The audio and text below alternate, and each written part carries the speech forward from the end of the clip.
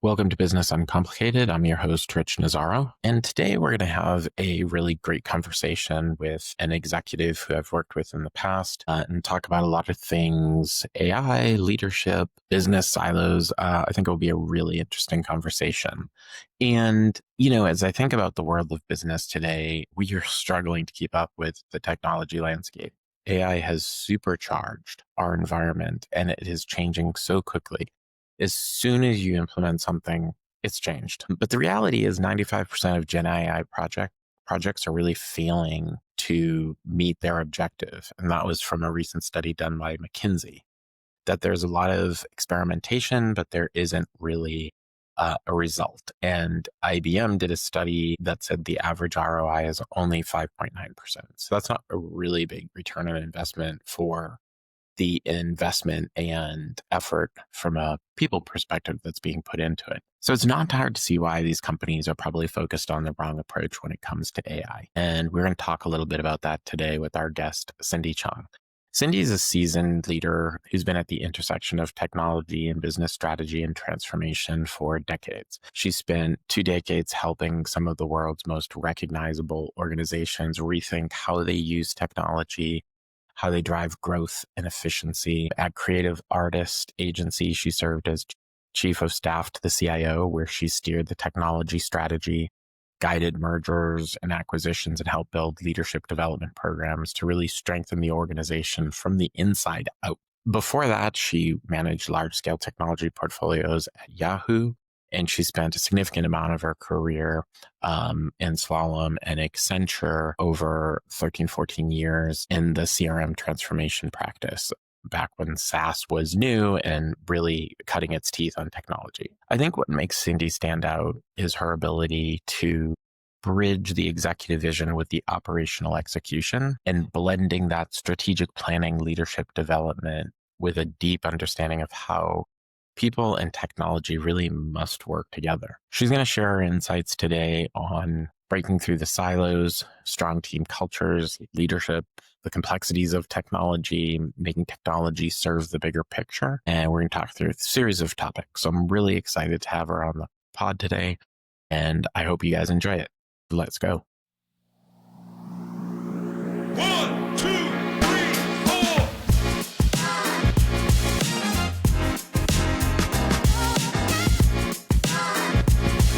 Welcome, Cyndi, to Business Uncomplicated. How you doing today? Good. How are you? I am not bad.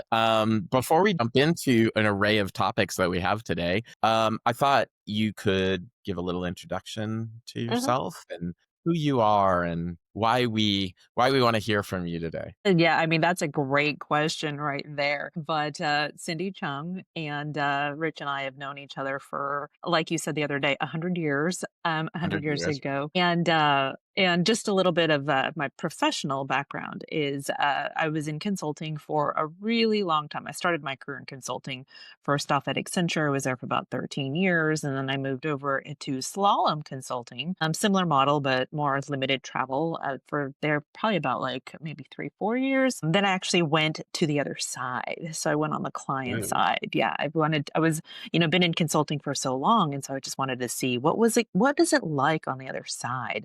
So I went over to Yahoo and then eventually over to CAA. I would say that most of my career, well, the consulting side's kind of varied and everything like that too. But I think if I had to say, what I was really into, it was basically that translator, I guess, between business and IT. I definitely will say I'm a more technical person. I come from an engineering background and everything like that too. Totally local UCLA, rah rah, all that stuff. Go Dodgers, all of those things. But yes, I would say that I'm kind of like that connector, Right. between the two. I know technology enough where the engineers and everything don't think I'm stupid for lack of a better or and then I can hopefully translate that onto the business side too. And I think maybe personal note, my parents, right? I don't know if you have the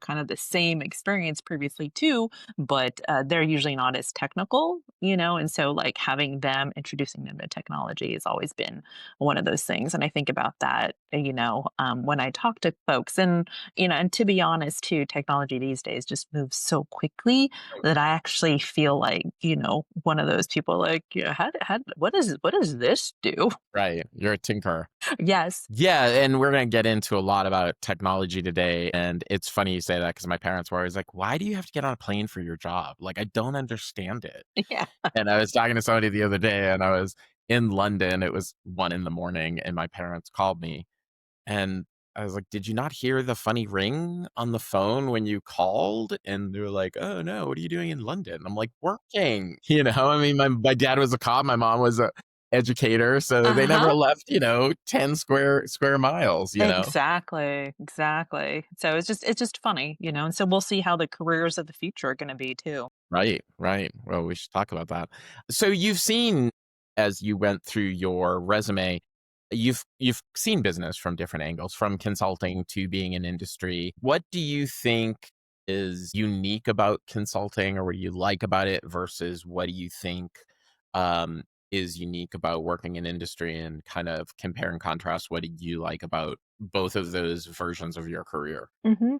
A great question. I mean, I think on the consulting side, what I really enjoyed about it was the variety. People always Mm, say it's the yeah, variety. Looking at, the same business problem, but at different companies, right? Or yeah, similar, I would say similar, business problems, but at the same company. Because, I worked as part of the CRM practice, so customer relationship management. And at the end of the day, at least I can speak on the corporate side, it's all about your customers. I mean, it's like, how do you make money? I don't want to speak on the nonprofit side because, that is one area that I would, like to get into, because I think it'd be right, interesting.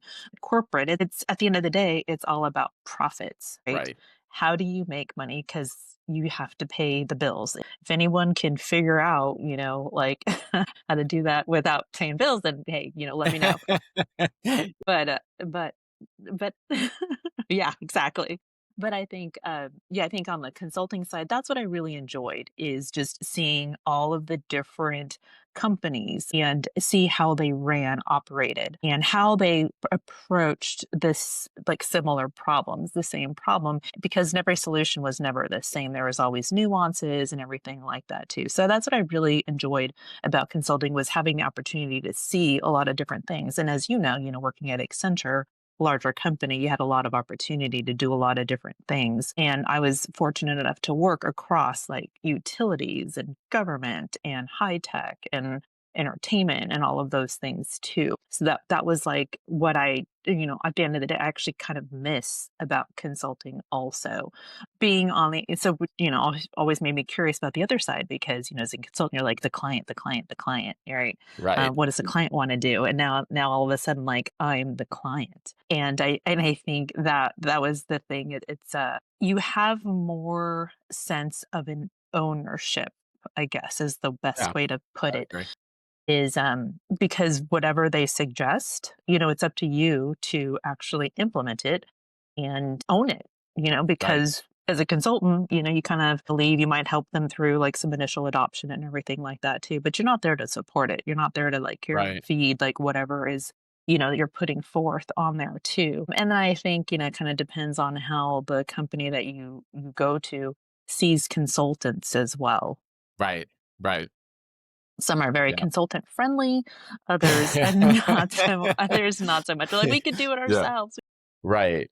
Well, and I mean, that's the reality of the situation. I remember, being at Accenture, to your point, we would leave after that Mhm, contract ended. And when I, delivered the Dell project at Accenture and then joined Dell, mhm. everyone joked because they were like, you now have to own that's gonna be a problem. What is that? That's my phone, it's my landline. I actually have a landline, and I wish I could turn it off. All right, we're Yes. just gonna have to stop and re-record that section. Yeah, it's no, like, seriously, never fails when I'm on a call and it's, like, super important, phone always The rings, and phone it's line. like yeah, and it's the land because it's connected to the How downstairs do you buzzer. Oh, okay. I'm like, why Yeah. do you still have a landline? I'm actually half tempted to keep this section just to say you have a landline. I'm actually going to leave it. Let's just Yeah. continue. I mean, it's one of those things. This is live, right? This is Right. This is live. what Yeah. this is the talking about the future of technology, and you're still connected to a landline. Because, and we still have a wired headsets, right? I debated on going That's with true. the wireless headsets, but Well, but I will say that wireless headsets are hit or miss. exactly, exactly. Yeah. And landlines, Never miss. solid, Never miss. solid, right? Versus cell phones. Like, can you hear me now? But yeah, but I mean, Yeah. going back. It was interesting because then I joined Dell as an employee and they were Mhm. like, "Well, now you've got to deal with what you built, right? Yeah, You have to own what you built." And I was like, "Oh, I never thought of that." yeah, yeah, yeah. But And I will oh, sorry, go on. oh, I was just gonna say too, and I mean the thing about working for a company too, I mean, you have like your, I guess, your work family, right? And Right. in consulting, you had your project team, which was Right. basically like your work family too. So it was just kind of, a Right. little bit different. I mean, on some of those projects, I mean, at Dell, I was there 18 months. So, I mean, you Hmm. work with people 18 months and these people have become friends. I mean, we work together Yeah. and we've been friends for 100 years, as we stated at the beginning of the Yeah. podcast. We look great, by the Yeah, way. I think exactly. we should really hold it to ourselves how good we look. So I wanted to talk about a couple of things today and get your thoughts on them. And I want to kind of there's a method to the madness sometimes, but I want to talk about business silos because I think as we move into this world of AI, I've always been frustrated by this topic. And I think it either gets really good going forward with AI or it's still is a barrier to AI being really good. I want to get your thoughts and feelings on AI itself and the ROI and where you think it's going. I know you've been doing a lot of research on it, and we've been working on a project together. And then I kind of want to wrap us up with topics around leadership because Hmm. I always find leadership topics so insightful and valuable. And you've been in a number of leadership roles and have worked with a number of senior leaders. So I'm always curious about people's take on leadership and how they feel that guides an organization. Because as we've been talking about the different aspects of our careers, consulting, you are kind of on your own. Whereas in an Hmm. industry, a job like CAA, Yahoo, or when I was at Salesforce or Dell or CA, you had bosses and there was politics and it was a hierarchy. So I want to kind of talk about that as well. So let's jump into kind of business silos. And you talked about at the beginning of the call when you're introducing yourself that you're this translator. Hmm. And so one of the biggest silos I see often is between business and IT, Hmm. right? Business thinks IT is too slow, too much bureaucracy. They don't move fast enough. IT is like the business can never define their problem. They can never give us proper requirements. And they just want to build stuff and then leave it to die and go and build the next thing where we have to deal with all the complexities of PPI, data security, regulatory in some instances. If you're Fed compliant, if you sell to the federal government, there's a whole bunch of regulatories or PPI data, right? Like personal data. You can't just let that out, right? That's opening yourself up for a lawsuit. And so there's always to me this give and take. Hmm.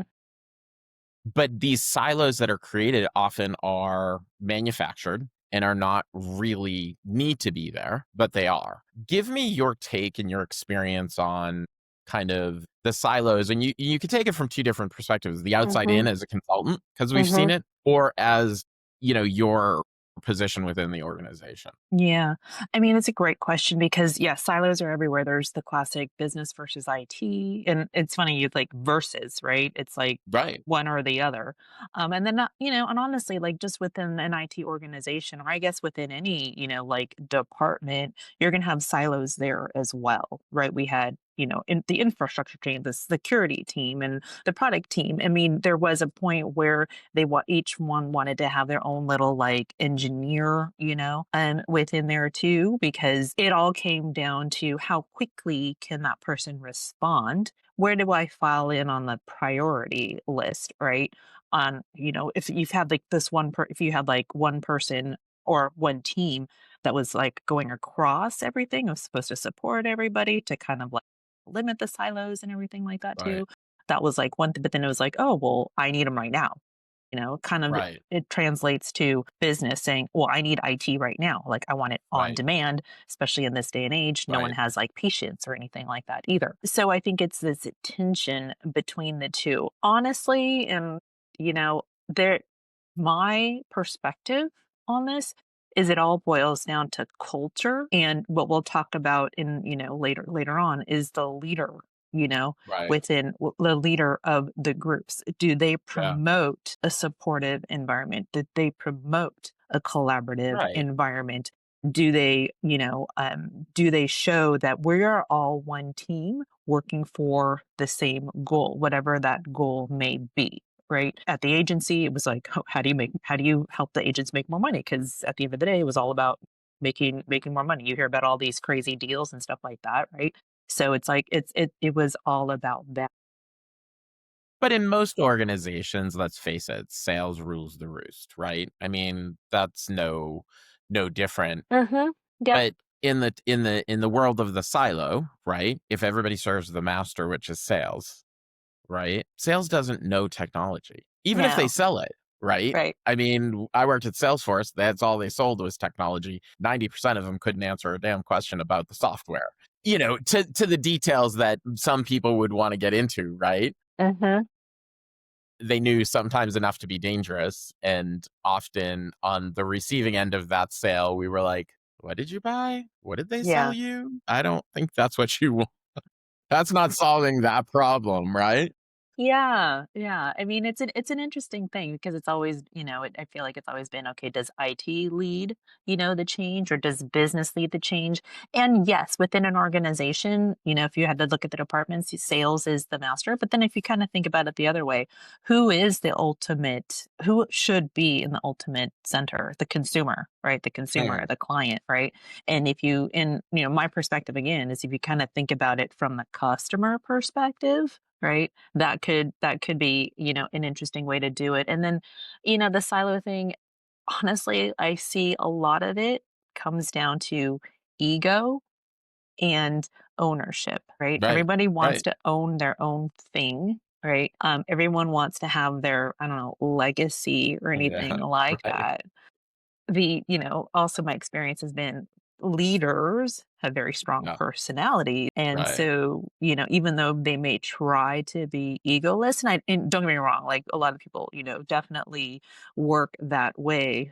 At the end of the day, everybody has an ego, and you gotta manage that. So the silos, it's always been there. I don't know if there's a What's your recommendation for breaking the silos? Like how have you done it in the past, or how do, in the future, let's say you're in a really siloed environment, how do you help people or encourage the behavior, to your point, or the culture to break through from that silo? to see it from the other person's point of view.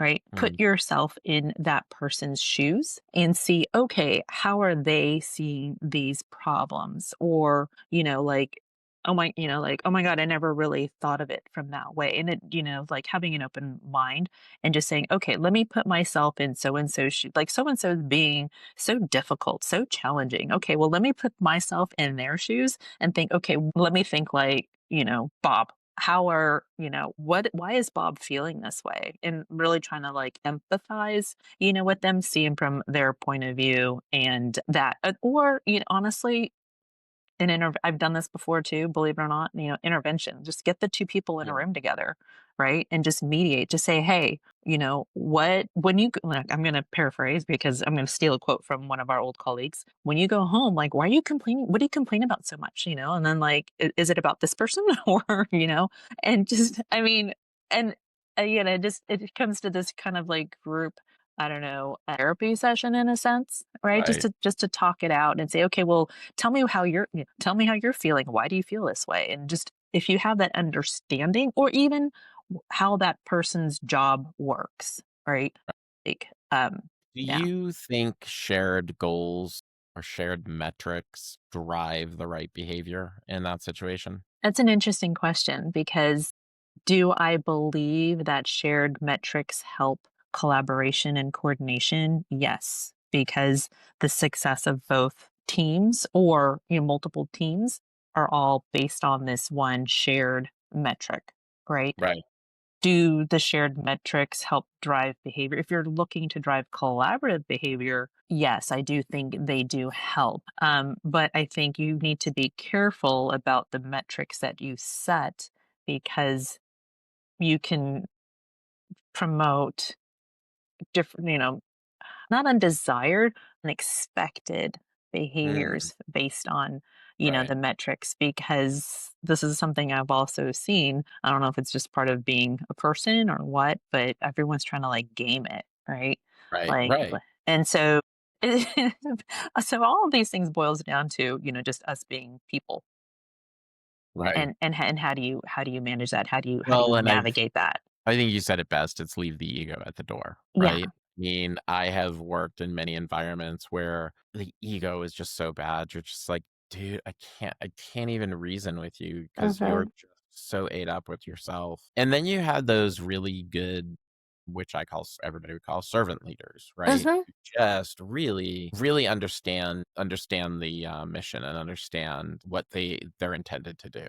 Mhm. So it's interesting because as we talk about silos and we look at, siloed behavior, a lot has to do in my mind with the technology. And the reason I say that is because a lot of times if you think about historically, IT has kind of been back office. Mhm. Then if we fast forward to like in the early 2000s when SaaS became the new thing and Salesforce hit the market. And I was talking about this with somebody the other day. Salesforce sold to the business. They Mhm. did everything in their power not to sell to IT because everyone's like, oh, IT is just going to slow us down. IT is just going to slow us down. Eventually, they had to get to IT because as they moved into the enterprise, they had to get to data sources and protected systems for ingestion that were locked down from the business. They were admin controlled, and those controls were not going to be given up for very good reason. Mhm. Now we're moving into AI, which gives pretty much anybody, if you want to take the most basic version of it, right? Eric Schmidt from Google was just talking the other day, and he goes, "So I'm just going to dumb down AI and say it's ChatGPT, but AI is not ChatGPT, right?" But he's like, when I say AI is going to take over the world, he's like, I'm not being dramatic. But for the purposes of this conversation, I'll use ChatGPT, which I think is funny because I think most people associate AI with ChatGPT. Agreed. Um, but if we start thinking about in the last 6 to 9 months, it's just taken off, right? But there's a lot of studies now coming out that says, hey, McKinsey just did a study, 95% of it is just experimentation. It's just play. You're not really seeing the IBM had, I think it's 6% ROI people are actually getting from AI.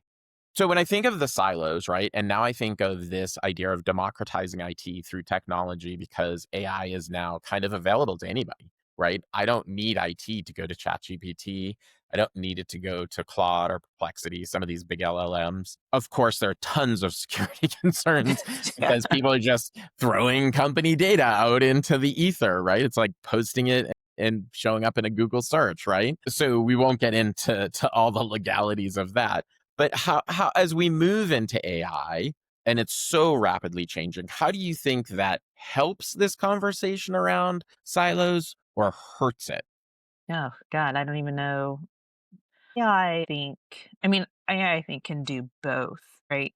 I think that, something that you were saying before about the silos and everything like that too. I mean, everybody wants to kind of have their own way of doing things because not and have the least amount of dependencies, right? Because that's how you get stuff done the quickest is when you can do it yourself, do it your way, and you know it's going to work and everything like that. Once you start having these dependencies and everything like that too, that's when things kind of that's when the silos need to come down. AI, I mean, I think AI at the end of the day will definitely help, remove those silos because it may uncover where you do need to have other data sources, let's say, right? Like let's just take the AI models like the chat GPT. Like what's the power of it, right? The power of it is to take all the data, process all of the data, and then come up with an answer.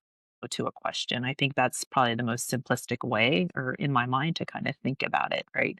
And then, so the wider your questions are, the more questions you ask, the more complicated questions you have, you're going to need more robust data sets around that too. And so I think AI will help uncover some of those data gaps that you need to Mhm. fill in order to come up with a good answer. I don't want to say correct, but a good answer. Well, and that's a good point because that leads to a whole host of what I think has been around for a long time. I mean, back in the late 2000s is big data. Hmm. Remember, everything was big data. Oh, you got to do big data. In fact, a really good friend was on the cover of CIO magazine as big data because Hmm. he worked for Dell and he was responsible for the data store. Right? And Dell had petabytes and petabytes of data back then.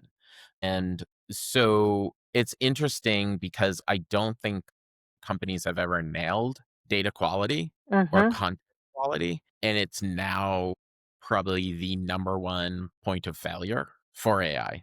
Hmm. Because Yeah. to your point is, it will answer your question. Whether that answer is completely true, it's really dependent on the breadth and depth of the data and the accuracy of that data, right? Right, right. That's, you talk about hallucinations and everything like that, or even bias, right? They were talking Right. about how bias, and there's a whole, unconscious bias and everything like that too. Right. And so you kind of got to be pure about how you train, your models and everything. But to, at the end of the day, humans right now are training models. And so humans are going to inherently have something in there. I don't know if it's ever, Well, Meta just 100%. hired their anti-woke Yeah. liaison, right? So take the woke out of AI. Now, Not what sure if what woke in woke? AI is, but Exactly. Like, okay. I don't know what woke is anymore. Or actually, I don't even know if I ever really knew what woke was before. I'm just not that cool. you know, Yeah, right. But yeah, and then I think AI could, just going kind of back, AI could hurt also, depending on how you use it. I think AI is there. It's not going away. I think that's one of the things. It's not going away. It's here to stay. We need to accept the fact that it's not a fad, right? It's not yeah, a it's not a fad. Like, I mean, NFTs, I don't even know if that was really but I feel like that was kind of a right, fad. right. But this is here to stay. It's gonna stay. It's gonna evolve. It's gonna be how we use it going forward. I think that's gonna be the Right. interesting piece, and regulations of it also. I mean, we've seen it before, like when the internet came out. I mean, I remember internet. Wow, okay, like an email, like that was like Right. I was really coming aware of it, like, in the early '90s and stuff like that too, and it's just like, "Oh, wow. What do you mean you don't have to, like, send a letter anymore?" And, but it did Well, take a while to figure out, like, how to use the internet, you know? yeah, there's a place either in Finland or maybe it's Denmark, one of these places, they stop letter carrying. They're, like, Yeah, stopping mail. So we're yeah, done. Like, we yeah. don't see the point anymore. Like, I don't know why we have this system because nobody needs it. Yeah, yeah. If you were to consult with a company about AI today, Mhm.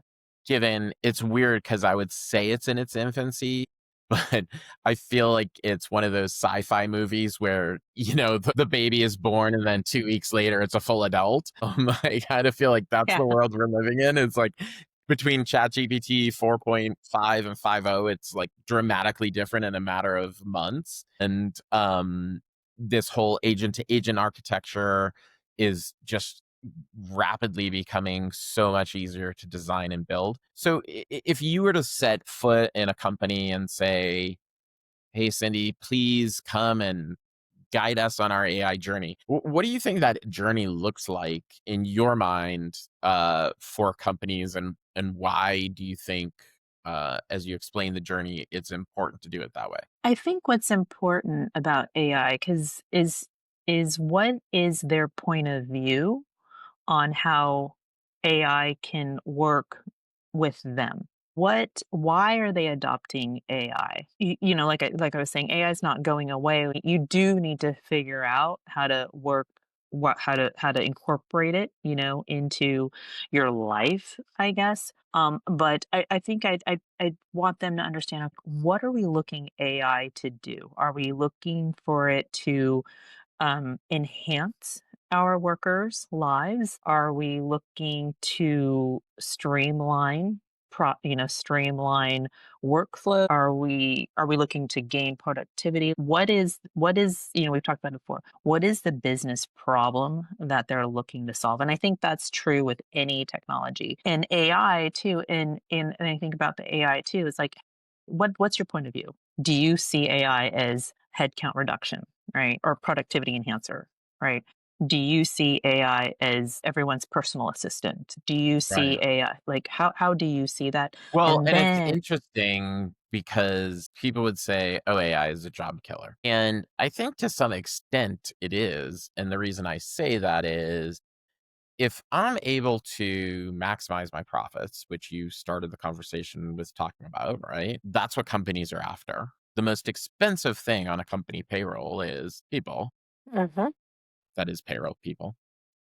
Brilliant statement. That one is, So yeah, insightful. so We insightful. I know. This is should what this trademark podcast that is one. about. Those insights. Those little nuggets you can take away. But so if I created a digital workforce, what's to stop me from reducing my staff? And then where do people go? Because somebody told me, well, didn't tell me, but I was listening to it the other day that, the computation power of AI is gonna surpass the top mathematicians. Mhm. If I don't need a mathematician, I don't need a coder, Facebook, Google, all these people, like, all the code's gonna be written by AI. So I don't need coders. So let's see, math degrees become obsolete, IT, MIS degrees become obsolete. Where does that leave us? What do you I think? mean, being cheeky, it leads me to want to get a job where it's more manual labor because that's not gonna go away by AI. I mean, you can maybe So Cindy's robots. digging ditches. Exactly, right? Which I mean, that's why I'm going into real estate, right? But no, it's interesting because I think there's a couple different ways to look at it. Yes, do I think certain jobs will be impacted? Absolutely. But then if you think about it too, and it's I don't think I'm saying anything new or insightful, but it turns into workforce, in my mind, workforce evolution, right? Mm, Every job will now have some sort of AI component to it, right? Because there's a lot of things, that we do that are kind of mundane. No one wants to do it because it's boring, right? I mean, those are some of the things that you kind of like outsource or something like that. Or like, I don't want to do it, so let me outsource that, right? right. Cleaning data, whatever that might be. It's kind of there's some rules and everything like that. I think those things, maybe those are like the low hanging fruit that people talk about, but that's kind of the easy thing that I feel like AI, right, and could help automate or speed up, which would increase my productivity and then have me focus on more. And it's funny, they high value activities, whatever that means, right? Well, and it's funny because you say that and you said earlier, hey, everybody has this personal assistant, and I've heard this before. And kind of going back to the silos and the goals and outcomes of a business, like I see it as tiers. Like, yes, there's a need for, and a buddy of mine, Jay Desai, wrote on LinkedIn the other day. He goes, in the world of AI, everybody has a chief of staff, right? That was usually reserved for the upper echelon, right? The C level people, the SVPs, they all get chiefs of staff, right? Who extended their workload, right? They were able to take work off them so they could do the value added activities, right? And these chiefs of staff and assistants were doing all the manual stuff, right? Booking calendar appointments, travel, setting up the meetings, coordinating decks, all that stuff, right? So now everyone has an assistant and all that's done for them through this. To me, and this is kind of where the IBM quote comes in around ROI, it's 6% because just because I'm doing my job more efficiently and you're doing your job more efficiently doesn't mean we're adding more value or revenue to the company. And Mhm. so from the silo perspective, sure, to me, that is the bottom layer of AI, right? The most fundamental use case anybody can get around and you can use. To me, the more interesting part is then how do I take it's human in the loop, human out of the loop, right? How do I take humans out of the loop? And then to your point, value added activities. So let's just pick on sales because we love to, and Mhm. they're the money makers, right? They carry the purse strings there. So they go and, we were talking about this the other day. They go and have a meeting. It's recorded. The recording analyzes, AI analyzes the recording. It says, you talked about creating an opportunity. Do you want to create an opportunity? Yes, I do. It goes and creates the opportunity for them. That's a huge saving for sales, like humongous, right? Sales hates logging into tools. They hate, I mean, adoption of CRM systems are traditionally horrible because of this, because sales wants to be out selling. They don't want to be out. They don't want to be inputting. And it's always been this, well, you got to input it if we got to know our pipeline. If we need to know our pipeline, we don't know how well you're doing. Like, it's always been this circular argument. So Mhm. as that gets better, then do you believe that there's more scrutiny on leaders? And when we get to leadership, we can talk a little bit more about this to evaluate now people differently. So could you have skated by as a decent salesperson in the past? Now that AI is doing 90% of your manual activities, you really have to be a good salesperson, right? I mean, Yes.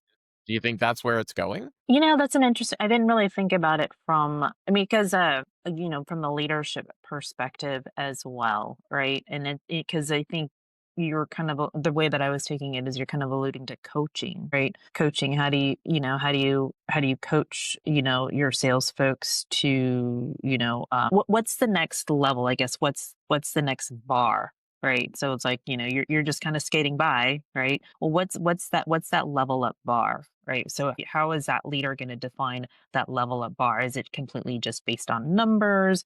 Is it on, like longevity of the relationship? I mean, what is that next step going to be? But I mean, I think it's one way of kind of looking at it too. And then it just kind of made me think about, what is it about a person that makes them a good salesperson, right? Because I feel like, we've always talked about this before. Sales can sell. Like, if you're a good salesperson, you can sell anything and you don't really need a tool. But like, what is it about that person The that the makes art them versus the science, right? The tool being exactly more the science, art being more the being able to engage in that conversation, the know what they need, or persuasive behavior, right? be able to sell them something that make them think they need it? Right. Sell ice to an Eskimo, right? Exactly. I think it's maybe more of those intangibles. And I think, AI is going to be interesting in that way too, because if you, deployed the AI agents and said, hey, hey, sales guy, use AI to help you do your job better, it'd be interesting to see what is now perceived as like an A player using AI versus a B player using AI.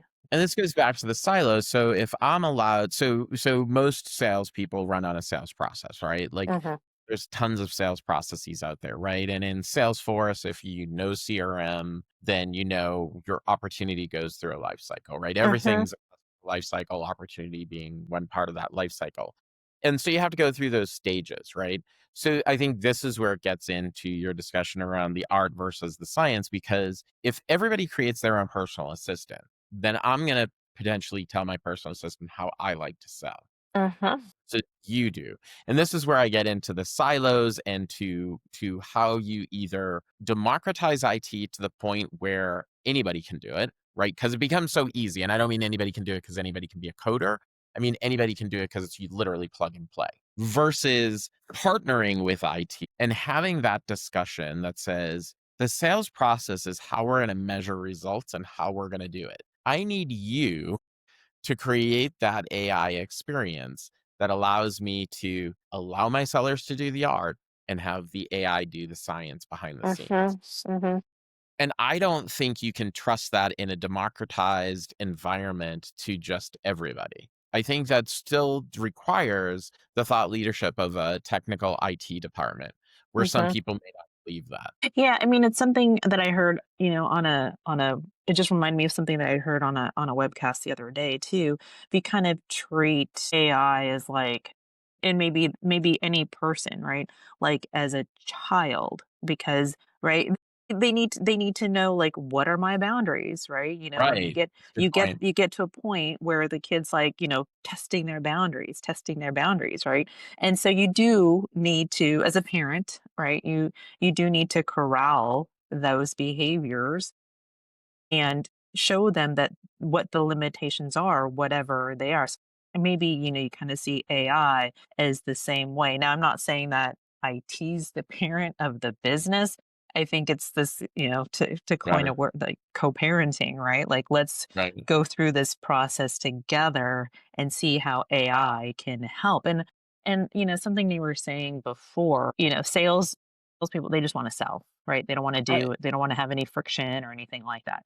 But, from a business standpoint, you do need to do the tracking. Finance, needs to know how much revenue is even coming in so I can actually like plan around it too. And if you're sandbagging, Right. if I can't trust these numbers that the salespeople are giving me, like what good are my financial forecasts for the company? So it's kind of like that circular loop that, people may or may not appreciate and everything like that too. You putting Right. AI in the middle to kind of, do that translation for that, whatever that may. It kind of reminds me of this other leader that we had, and he never or did his read his emails, did anything like that, but he was one of the top leaders. What he did do was he had a dictation Mhm. device. So all he did was dictate and said this, that, the other, whatever it was, and it was like stream of consciousness. Then his assistants would take those recordings and then, And make the do emails. do whatever they needed to do, around it too. So if you kind of think about those team of assistants, you think of like, the salespeople as that the dictation and then translating into, whatever. If AI could do that, I think that might be a really Right. interesting play, for So these things too. yeah. So it brings up the leadership conversation, right? And how leaders are reacting to this new world. And I've seen a lot of different reactions. Some people think, well, let's just let everybody do what they want to do. Let everybody solve their own problems, guys. Like they just give them custom GPTs and let them build and build and build. I think that experiment's a little flawed Mhm. because people are solving random problems that don't make any sense as we've talked about. But, we've kind of touched upon leadership throughout this call and I find it a fascinating topic because I think we both have worked for really great leaders Mhm. and really bad leaders. Mhm. Leadership in my mind is a make or break. And I find it interesting as we talk about this world of like replacing the worker. I was thinking, well, if the AI can tell me my position and do all that, why do I need the leader? Mhm. Right? If the worker can set the vision and can go sell and make the money, and the AI can tell you you're making money or you're not making money, then do I really need a CMO, a CFO, a CEO, a CPO, a CDO, go down the whole list of the C-level executives and their SVPs and their VPs. And so from a leadership perspective in AI, what are your thoughts around where you think leaders need to kind of guide this vision? And then where do you think the role of a leader comes in eventually? Yeah, so I mean, I think it kind of goes back to what's their point of view about Yeah. AI and how does that align across the C-level suite. So again, it's kind of, figuring out like what is that North Star for that company, and as a leader, whatever that common goal is around AI, being very thoughtful about how that's communicated throughout the Mm, organization. right. That's in the context of how do I want the company to benefit from the use of AI. It's just kind of funny you say, let everybody, and I don't think that there's a right answer for everybody, for every Right. company, right? As you know, in consulting, same Yeah. problem, multiple answers, and it could be 1,000%. vastly different. Even how you, organize your team, you know Yeah. there's the whole embedded IT within the business, or there's the embedded business within IT. I mean, there's a lot of different Right. flavors, to that too. But I think the point of the leader, assuming that AI doesn't take over those leadership positions, it is a matter of setting, again, the classic setting the tone, and then just making sure everybody understands, what it is. And, to be fair, I don't think everybody needs to be bought into it, right? But they all need to agree to move forward. It's kind of like that whole agree to disagree, but hey, we're gonna make a decision and we're gonna go forward, with that too. What do you think? Because I've often struggled with this. What do you think the role is of leaderships setting the vision and letting people execute it versus setting the vision and validating? I find a lot of leaders will say, "Oh, here's what I want." Okay. And then people go do it and they're like, "Well, that's not what I wanted at all."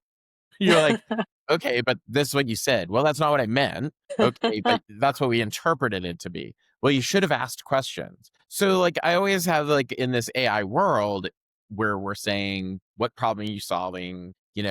"Why are we doing what we're doing?" How much vision or strategy do you think is incumbent to the leaders to help direct this kind of, new wild, wild west of technology where at anybody's fingertips, they could answer any question potentially possible? Right? God, that's such an interesting question because I struggle with that as well too, because priorities change all the time, like strategy, like, because what is strategy? What is it? Is it just like a fun word to say, are you, or to make yourself sound smart, right? Versus like, Strategery, yeah, strategery, versus the whole tactical pieces, because tactical right, seems to be boring, but you need to do the tactical in order to achieve the strategic is my perspective right, too. I think what I've seen work, or I guess the way that I like to work, is in a collaborative, you know, mm, environment to say, hey, let's get people together, and not just like the top level. Like, let's get right, everybody, together, certain people, and, at all levels, and just say, yep, hey, like, let's get all the information that we can, their perspectives. Cause I do think that everybody's perspective is important, right? Because there's a lot of right, things that you might not know because you just don't do it, right? right, And so 1000%, yeah, and so getting that, but I think the job of the leader, or the role of the leader, is to take all that information and then use that to set whatever the direction, right. the vision is going to be. Yeah, it was interesting. I was listening to a podcast today. I listened to a whole bunch of them, but today I was on Smartless and James Gunn, who the DC. He did Superman and he did, Gardens of the Galaxy. And he was talking about how he's running DC and how Disney had bought DC and then they had to feed this beast called Disney Plus and, all this content needed to come out. And his take was that the script is the most important part of the movie.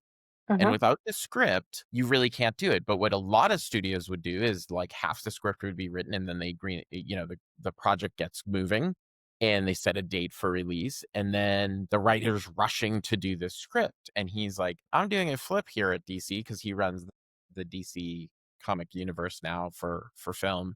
And he goes, the script gets done, then we set the date.